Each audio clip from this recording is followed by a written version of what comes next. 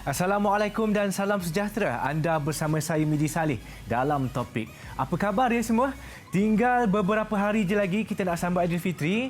Untuk itu dalam kegairahan membuat persiapan, jangan lupa jaga SOP, kekalkan jarak fizikal, pakai pelitup muka dan gunakan hand sanitizer bagi mengurangkan risiko jangkitan COVID-19. Baiklah, minggu ini fokus topik pemansuhan UPSR, tumpuan kepada pembangunan menyeluruh murid.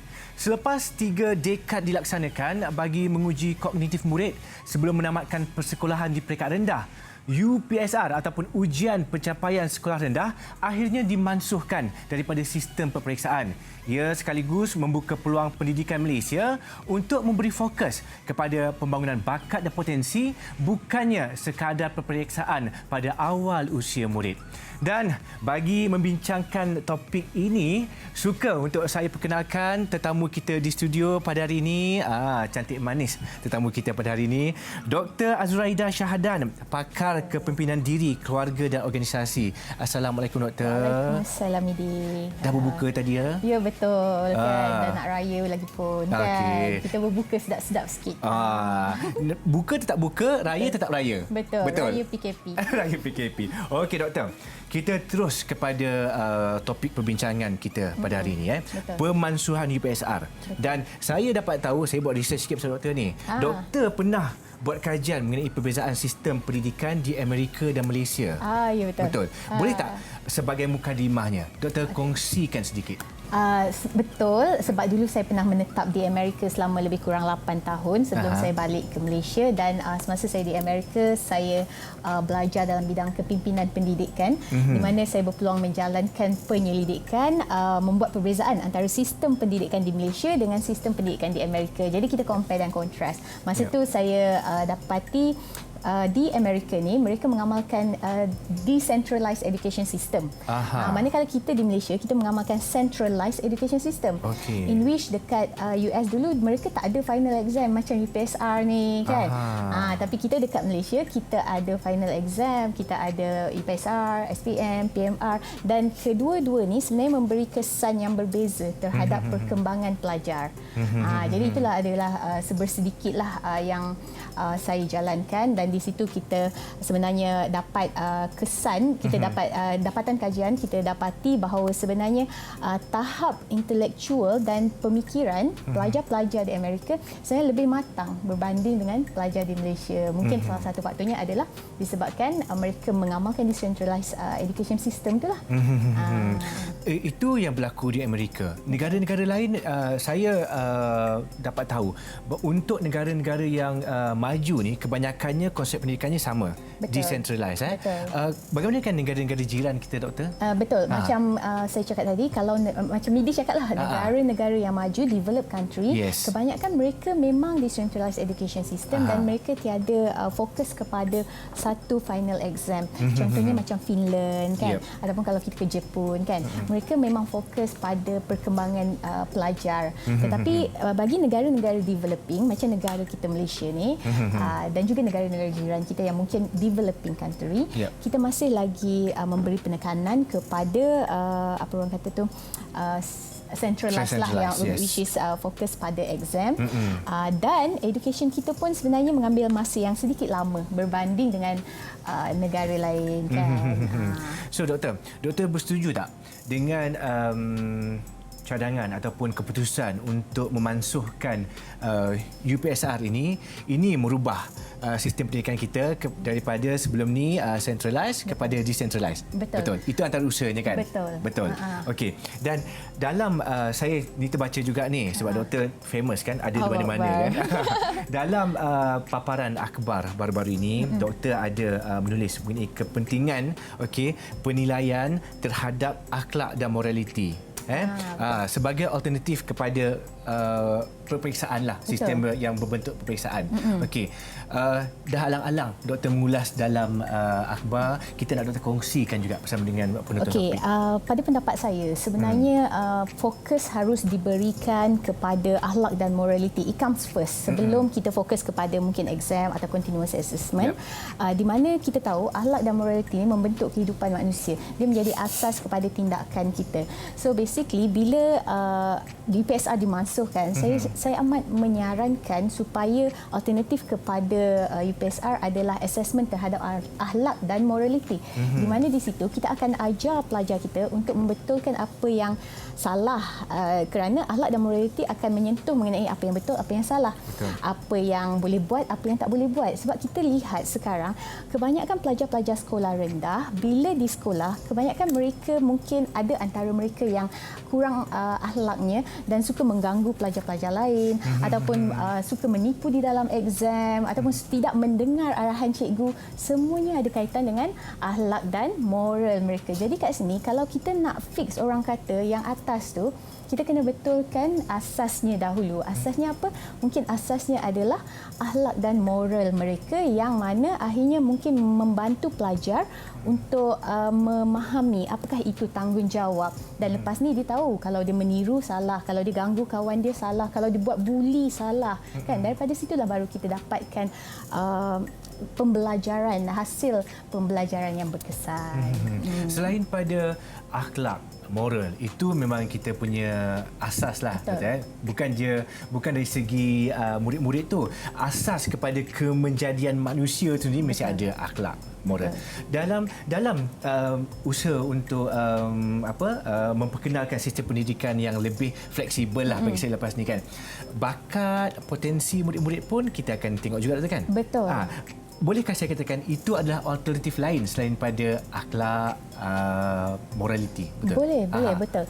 Sebenarnya macam saya kata tadi, alternatif kepada UPSR ni kita tak semestinya satu benda, kan? Dan kita boleh selitkan banyak benda yang that comes along. Cumanya saya tegaskan bahawa untuk kita pastikan pencapaian pelajar tu mendapat pencapaian yang cemerlang, kita kena fokus pada akhlak, dan kemudian barulah assessment dibuat ke atas tadi kata apa? Sikapnya atau ke atas dia punya aktiviti kan. Selain daripada itu, sebenarnya alternatif kedua adalah terhadap continuous assessment ataupun penilaian berpanjangan. Yang ini adalah alternatif kedua yang saya sarankan, di mana ianya akan membantu pelajar untuk lebih memahami sesuatu topik, dan diorang ni kurang sikit stres. Kalau exam, kita tahu UPSR toward the end of the year dia kena study untuk UPSR. Tapi continuous assessment adalah satu penilaian yang dijalankan secara berterusan, dan inilah konsep yang diguna pakai oleh negara-negara barat sebenarnya. Mereka melakukan continuous assessment terhadap perkembangan pelajar, dan dalam masa yang sama cikgu pun dapat tahu kalau pelajar ni pelajar yang bagus, pelajar ni pelajar yang tak bagus kan. Bakatnya di mana, potensinya di mana. Bakat dan potensi itu termasuk sekali di dalam continuous assessment tadi. Ya, betul-betul. Nampaknya semakin lama semakin banyak ni. Saya pun dah banyak dah input-input berkenaan dengan apa yang dia doktor kongsikan. Doktor, boleh kita berehat dulu doktor? Boleh, insya-Allah. Bulan puasa ni kan kita kena ambil nafas sikit. Okey. Untuk itu sama-sama kita berehat dulu dan kembali semula selepas ini.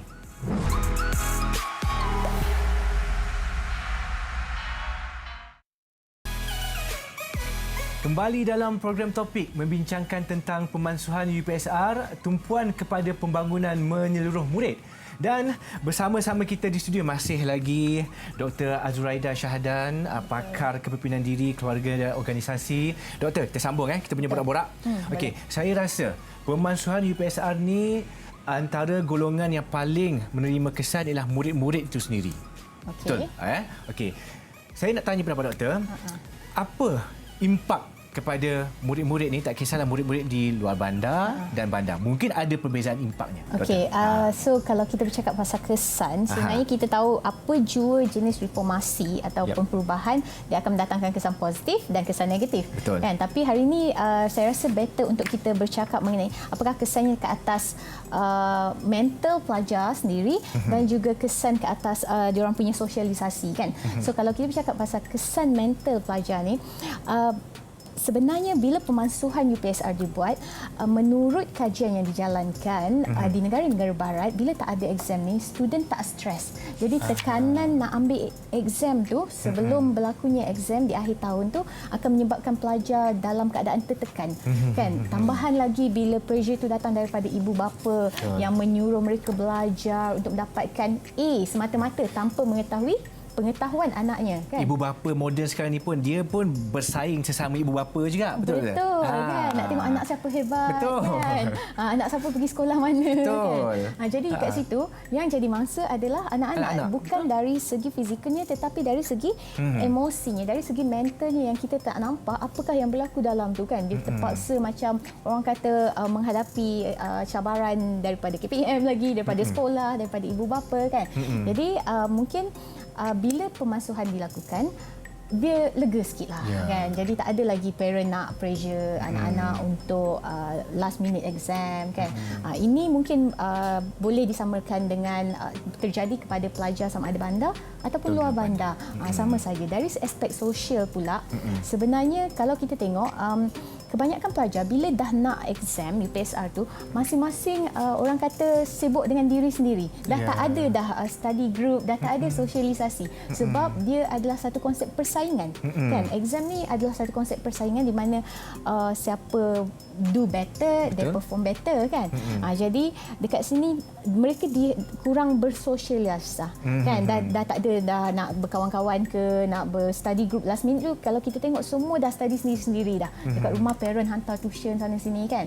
Tapi kalau dimansuhkan, mungkin dari aspek sosialisasinya kita boleh nampak bila kita buat continuous assessment ke kan, student ni akan bersatu padu. Mereka akan berjumpa dengan kawan-kawan untuk sembang bagaimana tadi, apa kita buat tadi kan. Jadi mungkin ia mendatangkan impak yang positif sebenarnya berbanding dengan impak negatif yang kebanyakan masyarakat di luar sana selalu cakap, wow, pemasuhan ni kan akan mendatangkan stres dekat student. Saya rasa bukan stres dekat student, stresnya dekat mak bapak tu kan. Betul. Macam kita cakap tadilah kan, parent apa yang modern punya parent ni kan. Persaingan dia pun di kalangan dia pun hebat juga. Betul.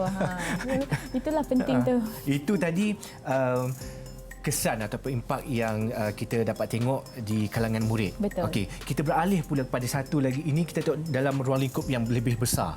Okey, cabaran utama untuk melaksanakan reformasi ini. Cabaran. Kalau cakap pasal cabaran, semua pembaruan ada cabaran. Kita sekecil-kecil pembaharuan pun akan ada cabarannya. Cuma dekat sini yang saya nampak cabaran paling besar akan digalas oleh orang yang akan mengimplementkan, melaksanakan. Kalau di sini kita bercakap mengenai mungkin guru ataupun pihak sekolah. Cabaran utama mungkin guru-guru kita tidak bersedia untuk menghadapi inilah pemasuhan ini, continuous assessment. Dan kedua, mungkin bagi mereka ini adalah sesuatu yang berat sebenarnya. Kerana instead of satu exam sahaja, sekarang ni guru kena fokus kepada banyak assessment untuk menilai, dan satu-satu pelajar perlu diberi perhatian. Jadi dekat sini mungkin guru akan ada sedikit rasa tertekan dengan perubahan yang berlaku. Jadi ini merupakan satu cabaran. Ini kisah saya masa saya mengajar dulu Midi. Pelajar yang saya ajar adalah guru. Dan saya pernah tanya salah seorang pelajar saya kata, kenapa nak jadi cikgu? Lepas tu pelajar saya kata, dia nak jadi cikgu sebab pekerjaan cikgu adalah satu pekerjaan yang paling mudah di dunia. Saya sangat kecewa masa tu mendengar jawapan tersebut. Saya pun tak setuju. Kan? Sebab dia kata saya boleh balik awal pukul 2 petang, kerja saya dah habis. Bila saya dengar, sekiranya kita mempunyai cikgu-cikgu macam tu, maknanya kita mempunyai guru yang belum bersedia untuk menghadapi reformasi ini. Betul. Kan? Apapun macam doktor cakap, pembaharuan ni perlukan penyesuaian. Proses adaptasi ni ambil masa sikitlah. Macam PDPR lah. Kan? Ambil masa mula-mula dulu mungkin tak biasa, lama-lama dah jadi kebiasaan. Kan? Kita norma baru pakai mask kan. Okey. Alright.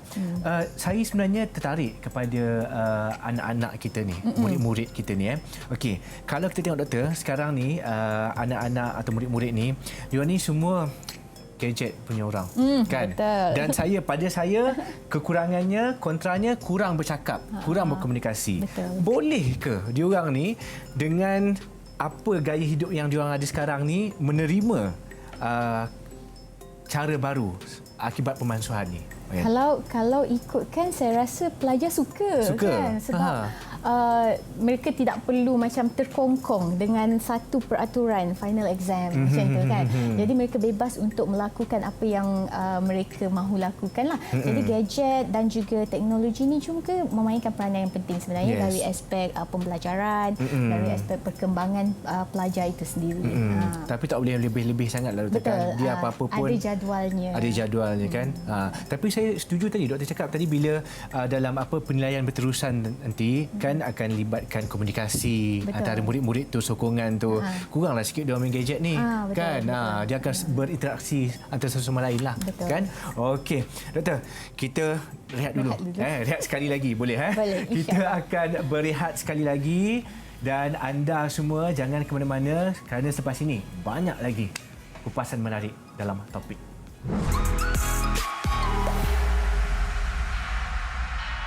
Bersua kembali dalam program Topik bersama saya Midi Saleh dan tetamu kita Dr. Azuraida Syahadan. Doktor, kita sambung. Boleh? Boleh, Okey doktor. Masih lagi berkenaan dengan murid atau pelajar itu sendiri. Mereka makin lama makin membesar, kanak-kanak kepada remaja, kemudian dewasa.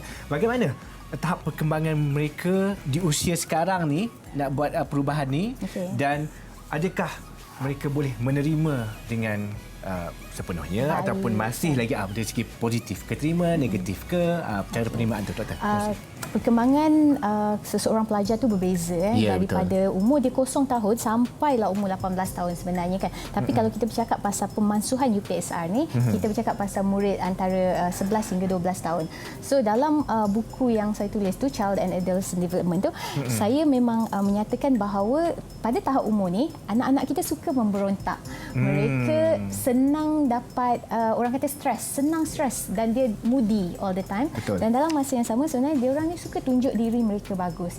Jadi bila kita tahu perkembangannya pada tahap ini, mereka suka tunjuk diri mereka bagus, mereka ni senang orang kata stres. Jadi reformasi ni adalah sesuatu yang baik selari dengan perkembangan mereka sebab bila tak ada UPSR mereka tak stres. Jadi kita tak menyebabkan anak-anak kita stres kan. Dan bila adanya macam orang kata continuous assessment ataupun penilaian dibuat oleh guru, maka kat situ dia boleh tunjuk diri dia bagus. Jadi dia align dengan perkembangan anak-anak berbanding dengan kalau kita adakan UPSR, maka kat situ akan mewujudkan stres. Dekat situ perkembangan dia akan sedikit terganggu. Itulah dia. Doktor, saya tadi buku apa doktor cakap tadi? Child and Adolescent Development Guide. Okey. Doktor tadi ada cakap kanak-kanak di usia 11 hingga 12 ni dia suka tunjukkan dia stres. Diri dia bagus dan dia moody. Okey. Sebab saya tengok trend juga remaja-remaja lah sekarang ni kan di umur macam ni dia suka tunjukkan yang dia ada something wrong dengan mental health dia orang. Itu kan. Doktor setuju tak tu? Saya boleh ulas tu. Sebenarnya macam ni, kalau saya ada ilmu alhamdulillah lah cognitive fitness baru-baru ni dapat dari Harvard kan. Jadi kita boleh relatekan kan. Pada usia 0 hingga 7 tahun anak kita punya minda separa sedar terbentuk. Pada usia 7 hingga 12 tahun minda sedar terbentuk. Maknanya otak kiri terbentuk, lepas tu baru otak kanan terbentuk dan bila usia 12 tahun ni dia akan berada satu tahap macam penggabungan di mana masa itulah dia keliru apa yang dia alami masa dia kecil dengan apa yang cikgu dia cakap masa dia besar, mana satu betul. Jadi dekat situlah berlakunya macam kadang-kadang personality punya konflik lah, kadang dia tak nak dengar cakap rebellious betul kan. Dan memang tahap 11-12 tahun mereka kuat memberontak. Itu penerangan rupanya kan kenapa dia orang di usia-usia macam tu. Kita nampak macam kenapa ni kan, kenapa kadang kita tak tahu kan. Kita kena cuba faham lah ya. Betul. Doktor, berbalik kepada topik kita UPSR, pemansuhan UPSR ni. Dan ibu bapa juga kita tak dapat nafikan akan terima impak. Okey. Apa pesanan doktor kepada ibu bapa ni, apa sepatutnya yang mereka buat? Macam ni, sebagai ibu bapa sebenarnya kita cuba menyokonglah, kita kena menyokong sebab apa, kalau kita goes again makanya dekat situ akan berlaku konflik. Bila berlaku konflik nanti dia bukan tidak hanya kepada diri kita tetapi juga kepada anak-anak kita. Anak kita pun confused nanti bila nampak kita marah-marah kerajaan, kita marah-marah menteri kan. Jadi anak kita kata mana satu yang betul ni, dan ia akan terbawa-bawa dengan perilaku anak-anak. Bila anak ke sekolah itulah kata-kata yang akan dikeluarkan. Sebenarnya dapat dari mana? Daripada ibu bapa sendiri. Jadi dalam situasi seperti ini sebenarnya ibu bapa harus menunjukkan rasa sokongan walaupun pada pendapat kita mungkin perkara ini sedikit menyusahkan kita sebab ialah zon selesa kita 3 dekad kita berada di situ. Zaman kita UPSR kan.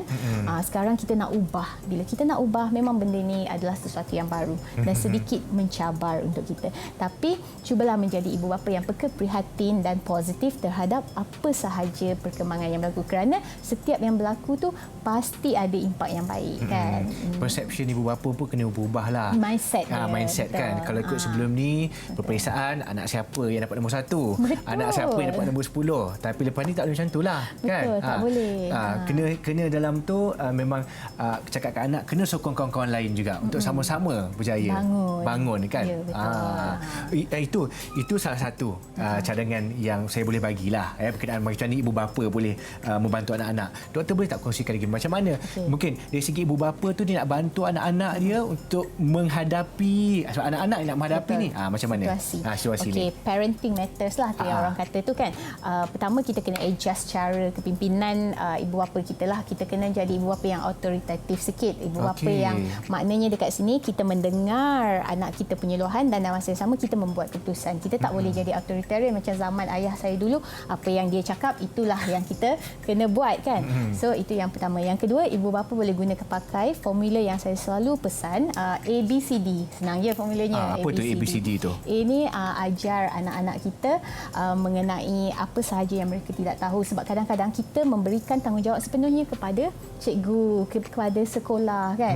Ada masa kita kena duduk untuk memperuntukkan masa kita bersama dengan anak-anak untuk ajar mereka mungkin apa yang mereka tidak tahu di sekolah. Bantu mereka untuk memahami situasi yang berlaku sekarang ni sebab tak mudah untuk kita tukar cara fikir kita, untuk kita ubah mindset kita, untuk kita bagi tahu dekat anak kita. Dulu ada exam, sekarang tak ada exam. Nanti anak confuse. Jadi bantu anak kita untuk menerangkan situasi tersebut. C, cakap dengan anak kita. Cakap dalam bahasa yang mudah difahami sebab kadang-kadang kita ni bercakap dalam bahasa dewasa, bahasa kita kan. Jadi anak-anak kita tak faham. Jadi cuba untuk cakap dengan anak-anak kita mengenai apa sahaja yang terbuku di hati, mungkin di hati parent, di hati anak-anak itu sendiri dan yang didengar. Dengar luahan anak. D ni selalu sangat ibu bapa terlepas pandang sebab kadang-kadang mungkin anak dia suka exam tak ada tapi kita tak suka dan kita tak nak dengar langsung pendapat anak kita ataupun kadang-kadang anak kita datang untuk minta bantuan dan kita busy tengah buat kerja kan. Jadi kita pun mama tak ada masa. Jangan buat macam tu. Kerana apa? Kerana ia memberi impak kepada hubungan ibu bapa dan anak tersebut. Jadi dengar luahan anak-anak kerana ia mampu untuk membantu tidak hanya dari segi perkembangan konektif mereka tapi juga perkembangan sosial antara ibu bapa dan juga anak-anak itu sendiri. ABCD. Betul. Ajar anak-anak, bantu untuk mereka faham, cakap dengan anak dan dengar luahan anak-anak. Betul. InsyaAllah. Satu perkongsian menarik, Doktor. Mentau nak tambah E? Elak main gadget depan anak. Main gadget. Itu tambahannya. Betul. Bila dengar cikgu bercakap ni kita jadi leka dah sebab dia macam betul-betul convincing kan. Bekas cikgu. Bekas cikgu. Doktor, okey sebelum kita wrap up, mungkin doktor boleh kongsikan kepada dengan adik-adik yang terlibat secara langsung atau tak langsung dengan pemansuhan UPSR ni, mungkin boleh kongsikan kata-kata motivasi untuk mereka? Boleh? Silakan. InsyaAllah sebenarnya apa saja yang terjadi dalam kehidupan kita adalah yang baik-baik sahaja. Kalaulah orang lain boleh berjaya kan. Steve Jobs boleh berjaya. Siapa lagi? Jack Ma, pengasas Facebook siapa namanya? Mark Zuckerberg. Semuanya boleh berjaya tanpa UPSR. So awak pun mesti boleh berjaya tanpa UPSR. Tidak berjaya cari Dr. Azu, okey? Apa pun terima secara terbuka. Betul. Kan? Cuba adaptasi dengan sebarang perubahan. InsyaAllah jalan dipermudahkan. Betul. Betul. Okey. Dengan sokongan ibu bapa. Ya, sokongan tu kena semua pihak lah. Guru-guru, ibu bapa, murid-murid tu. Pelbagai pihak insya-Allah jalan akan dipermudahkan. Okey, itu tadi perkongsian serta pandangan yang jelas berhubung dengan topik kita pada malam ini, pemansuhan UPSR, tumpuan kepada pembangunan menyeluruh murid. Terima kasih sekali lagi Dr. Azuraidah Syahadan, pakar kepimpinan diri, keluarga dan organisasi kerana sudi bersama dengan topik malam ini. Sama-sama. Dalam sibuk buat persiapan nak raya pun masih lagi sudi sampai ke studio kami. Alhamdulillah. Untuk pelajar-pelajar, apa salahnya kan? InsyaAllah. Kalau tak sempat jumpa, selamat Hari Raya. Selamat Hari Raya juga, Medi. Okey, baiklah. Pemansuhan ujian pencapaian sekolah rendah UPSR membuka jalan kepada sekolah untuk meneroka potensi sebenar seseorang murid selepas proses pengajaran dan pembelajaran tidak lagi berorientasikan peperiksaan. Cabaran besar juga buat para guru melihat hala tuju baharu pengajaran selain perlu melakukan penaksiran yang adil, saksama serta berintegriti. Dan buat ibu bapa, adik-adik, suka kami ingatkan, meskipun tak ada UPSR, bakat serta kebolehan yang ada perlu seiring dalam usaha memperkasakan pembangunan menyeluruh murid. Selepas 33 tahun, UPSR akhirnya mengundurkan diri dan untuk malam ini saya juga mengundurkan diri. Topik sampai di sini sehingga kita jumpa lagi insya-Allah minggu depan. Saya Midi Saleh. Assalamualaikum dan selamat malam.